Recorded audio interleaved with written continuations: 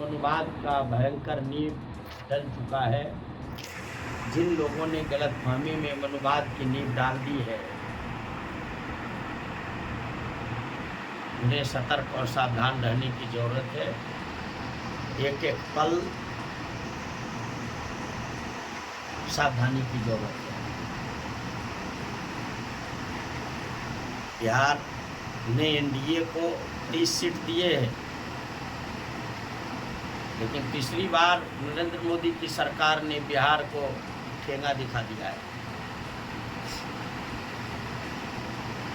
और वो ठेंगा क्या है? श्री नीतीश कुमार विशेष राज्य की दर्जा करके चिल्ला रहे हैं और उनको मंत्रालय पंचायती राज और पशुपालन मंत्रालय मिल गया। चले थे प्रधानमंत्री बनने, पशुपालन लेकर के पीछे आ गए, इधर आ गए। मीडिया में चल रहा था रेल मंत्रालय आ रहा है। तो मोदी सरकार वैसे भी गुजराती मेंटलिटी बिहार के विपक्ष का होता है। और हमने जिसे 5 किलो सोना रखने की ताकत बनाने का संकल्प लिया था, जिसके घर में 5 किलो सोना रखने की क्षमता हो जाए, उन्हें 5 किलो अनाज पर भ्रमित करने में लोग सफल हो गए। और खास करके जो हमारे इलाके कुछ जहाँ हम लोग संवाद नहीं कर पाए, जैसे बाजपट्टी, रूनी सैदपुर, उन इलाकों में डायरेक्ट हमसे कनेक्टिविटी लोगों का नहीं हो पाया। हुआ लेकिन डायरेक्ट नहीं हो पाया। इसका खामियाजा चुनाव में हमें भुगतना पड़ा है, क्योंकि लोगों का भरोसा हम पर है। पूरे परिहार विधानसभा में डायरेक्ट कनेक्टिविटी हो गई, बथनाहा में हो गई, तो वहाँ का रिजल्ट देख लीजिए। 65-70 हज़ार के हार को मार्जिनाइज करके हम वहाँ तक पहुँचे। लेकिन जहाँ डायरेक्ट हम नहीं कनेक्ट कर पाए, वहाँ हम भरोसा नहीं दिला पाए। और हमारे जो मतदाता थे,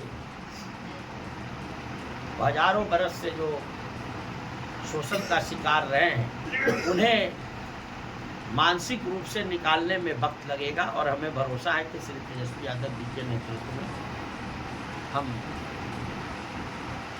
उस भरोसा को आने वाला विधानसभा में निश्चित रूप से जीतने का काम करेंगे। अब कुछ हमारा वोट का बिखराव कुछ उम्मीदवारों में भी हो गया है, उस बिखराव को भी रोकने की कोशिश करेंगे। ढेर सारी बधाई, शुभकामना कि नई परिस्थिति, नए सरकार से जो भी प्रतिनिधि हैं, उनसे जो आपकी अपेक्षा है, केवल वोट देने का मशीन न होकर, क्योंकि हमने तो संकल्प लिया था कि सीतामढ़ी में अंतर्राष्ट्रीय हवाई अड्डा बनाना है, एम जैसा हॉस्पिटल बनाना है, central university, national law college, IIM, नदियों में डैम, बियर बैराज बना करके उद्योग धंधा कारोबार, और सीतामढ़ी को अयोध्या से 10 गुने आगे ले जाना है। ये सारे आपके मीडिया के रिकॉर्ड में है। ये हमारा संकल्प था, लेकिन परिस्थिति ऐसी बनी कि जनता का सहयोग एक सीमा के अंदर रह गया। हम उस दिशा में आगे बढ़ने को कठिनाई है, लेकिन जिनको भी मौका मिला है वो जनता के प्रतिनिधि हैं। जनता यूं ही वोट देने का मशीन अगर बना रहा तो 5 किलो राशन ही उसके जीवन का अंतिम लक्ष्य हो जाएगा। और उनके परिवार हजारों बरसों से दबा कुचला लाचार विवश है, वो कभी आगे नहीं निकल पाएगा। हमें 5 किलो सोना रखने की क्षमता वाला सीतामढ़ी बनाने का सोच था। अब तो नए प्रतिनिधि से जो 22 वर्षों से आजमाए हुए हैं, अब इस 5 साल में आजमाने का मौका जनता ने दिया है। जनता वोट का हिसाब अगर लेती है तो निश्चित रूप से सीतामढ़ी में सकारात्मक राह निकलेंगे। लेकिन सबसे बड़ा रास्ता एक बाधक है अपराध का। इनके महफिल अपराधियों से सस्ते हैं, इस पर भी जनता को सतर्क और सावधान रहने की ज़रूरत है। डे टू डे प्रतिनिधि के गतिविधि पर नज़र रखने की ज़रूरत है, तब जाकर के डेमोक्रेसी मजबूत होगा और जनतंत्र मजबूत होगा तो हम आप सब मजबूत होंगे। यही हमारा आज के आप सबको बहुत बहुत धन्यवाद कि चुनाव के बाद पहली बार इस प्रेस वार्ता में उपस्थित हुए। आपके माध्यम से सीतामढ़ी के मतदाता और आम आवाम के प्रति आभार व्यक्त करता हूँ कि उन्होंने चुनाव में भरपूर सहयोग किया, विश्वास जताया और 4,63,64,000 मत देकर हमारे ऊपर एक बड़ी जिम्मेवारी देने का काम किया है। बस कुछ वोट से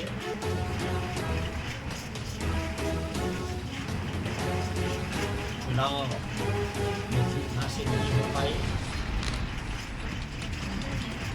मुझे इसका कोई अफसोस नहीं है कि जिस समाज का हम प्रतिनिधित्व करते हैं वह हजारों वर्षों से असंगठित है, आपस में झूठ है और हमारा समाज का जो संघर्ष है वो हजारों वर्ष पुराना है और अभी वर्षों ये संघर्ष जारी रहेगा। खासकर अनुसूचित जाति जनजाति के भाइयों के प्रति मैं कई दिन से शुक्रिया अदा करता हूँ। चाहे ऊपर कोई भी नेता समीकरण बना लिया हो, लेकिन सीतामढ़ी के अनुसूचित जाति जनजाति दलित भाई मारबद्ध होकर अमर सालों भोजकर पेरियार जमुना कर्पूरी ठाकुर जंगू प्रसाद लालू प्रसाद जी का है यादव जी भगवान न्याय की लड़ाई है एक साथ लड़ रहे और भाजपा जेडीयू का जो छल प्रपंच की राजनीति है उसको दरकिनार करके ये चुनाव में बड़े पैमाने पर मतदान किया है।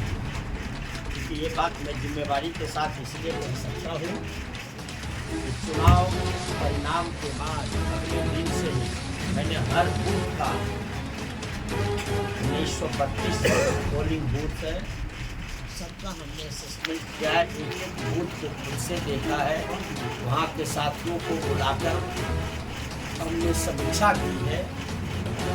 चुनाव हारने के बाद लोग सदमा में रहते हैं, मैं चुनाव हारने के बाद अपनी कमजोरी के तलाशने में लग गया और मुझे 100% ये पता चल गया कि आखिर लालू प्रसाद जी के इस लड़ाई के अगली पंक्ति में अगर कोई वर्ग खड़ा है वो है अनुसूचित जाति जनजाति। तेजस्वी यादव जी के इस लड़ाई और संविधान बचाने की इस मुहिम में तेजी से जिन्हें हमारे बीच से लोगों ने तोड़ा था वो फिर से मूल पार्टी मूल रास्ते पर आना आरम्भ कर दिए हैं। वह अति पिछड़े वर्ग के भाई, पिछड़े वर्ग के भाई और खास करके व्यवसायी भाई जिन्हें भारतीय जनता पार्टी ने भ्रमित करके रखा है, वो व्यवसायी भाई भी इस बार चाहे सीतामढ़ी शहर हो पुपरी नगर परिषद हो या सुरसट नगर पंचायत हो, इनके मत को उठाकर दीजिए। आपको खुद व खुद पता चल जाएगा लोगों का झुकाव मनुवाद के खिलाफ, ब्राह्मणवाद के खिलाफ और सामाजिक न्याय के साथ आर्थिक न्याय की लड़ाई मुहिम में जुटने का रहा है। जो यह वोट का रेशियो बता रहा है, मतदान जो हुए हैं, इससे पता चलता है। और समय की चूंकि कमी थी, हमारे गरीब जो मूल वोटर है, मतदाता है हमारे, उनके उन्होंने 100% मत दिए जरूर है, लेकिन गरीबी के कारण, बेरोजगारी के कारण, 18 वर्षों के नीतीश शासन के कुशासन के कारण रोजी रोटी के लिए बिहार से बाहर जाने को मजबूर है। परिवार चलाने के लिए बिहार से बाहर जाने को मजबूर है।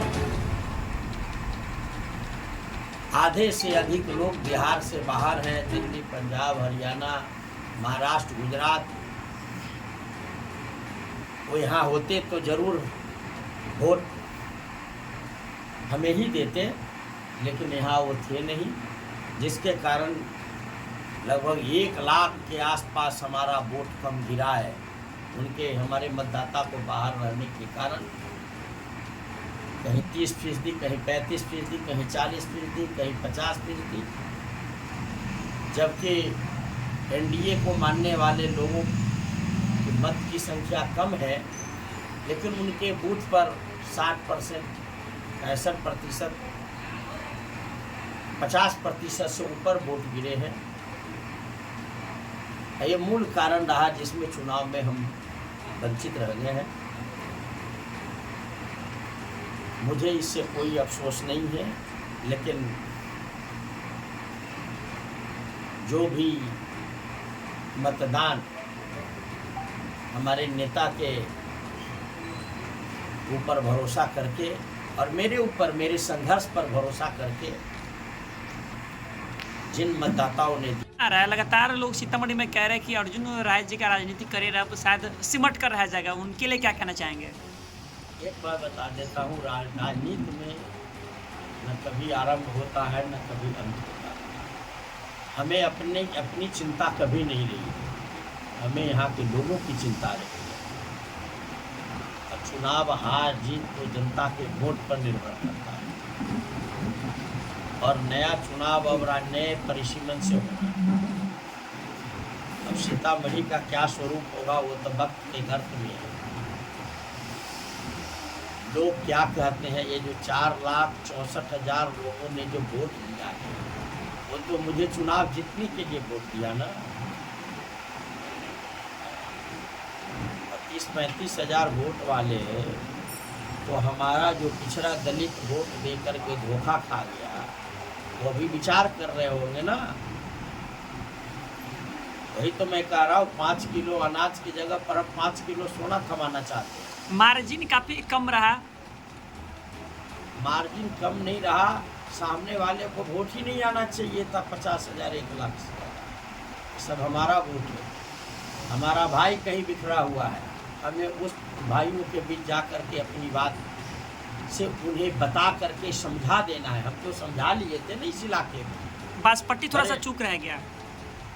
बांसपट्टी उस इलाके में डायरेक्ट हम कनेक्ट नहीं कर पाएंगे, समय की कमी थी। सर लोग ये भी कह रहे हैं मुकेश यादव जी थोड़ा सा मेहनत कम की है। ऐसी कोई बात नहीं है।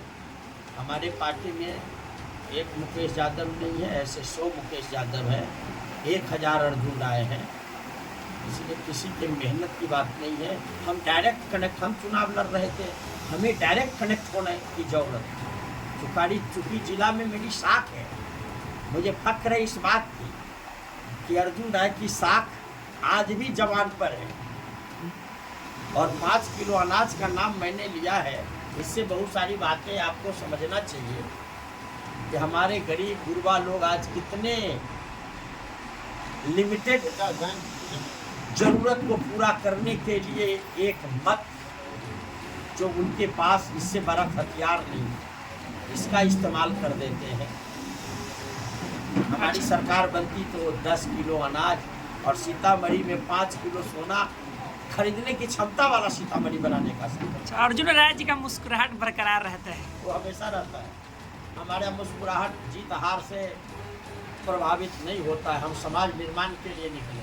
अच्छा सर, 4,64,000 से अधिक लोगों ने आपको मत दिया और उन लोगों से आप डायरेक्ट बोल रहे थे कि जो अपराधियों को हम जन्मदिन कल ही था, उनको शुभकामना देता हूँ कि हम उनके 100वां जन्मदिन में अंबेडकर के सपना को, बाबा साहब के सपना को, पेरियार के सपना को, जगदेव बाबू को सपना को पूरा करने में सक्षम होंगे और हमारी पार्टी श्री तेजस्वी यादव के नेतृत्व में आर्थिक न्याय की लड़ाई की ओर बढ़ेगा। और वो वक्त दूर नहीं है कि हर नौजवान के हाथ को काम मिले, और वो काम तभी मिलेगा जब तेजस्वी यादव जी आसन्न विधानसभा में बिहार के चीफ मिनिस्टर बने। इन्हीं शुभकामनाओं के साथ अपनी बात समाप्त करते हैं।